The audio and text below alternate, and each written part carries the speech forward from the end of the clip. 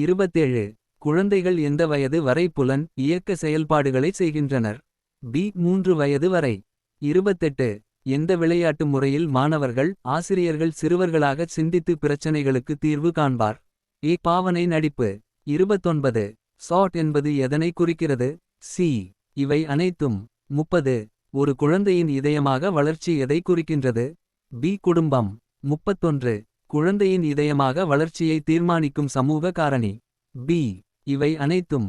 32. Ericsson கொள்கையின் மைய கருத்து எது. சி ஏ மற்றும் பி சரி. 33. எரிக்சன் கொள்கையின் படி ஐயத்தில் குறையுடையோர் பண்பு. சி தன்னாட்சி. 34. எரிக்சன் கொள்கையின் படி ஐயத்தில் குறையுடையோர் பண்பு எது. டி தனிமை. 35. மனவெழுச்சி என்பது. டி இவை அனைத்தும். 36. இது வெறுப்புணர்ச்சி அடிப்படையில் அமைந்த மனவெழுச்சி இல்லை. சி பாசம். 37. ஒருவரை அச்சமும் சினமும் கலந்த சிக்கலான உணர்வு மனவெழுச்சி எது. பி பொறாமை. 38. மாணவர்களிடம் அச்ச உணர்வு ஏற்படுவதன் காரணம். டி இவை அனைத்தும். 39. ஆசைப்படுவதற்கும் கிடைப்பதற்கும் இடையே காணப்படும் முரண்பாடுகள் எதற்கு அடிப்படை காரணமாக அமைகிறது. பி கவலை. 40. அதிக அளவில் கவலைப்படுபவர்கள் எவ்வாறு இருப்பர். சி இவை அனைத்தும். 41. மாணவர்களிடம் கவலை ஏற்படுவதற்கு காரணம். டி இவை அனைத்தும். 42. 3 யார் அறிந்து கடைபிடிக்க வேண்டும். ஏ பெற்றோர். 43.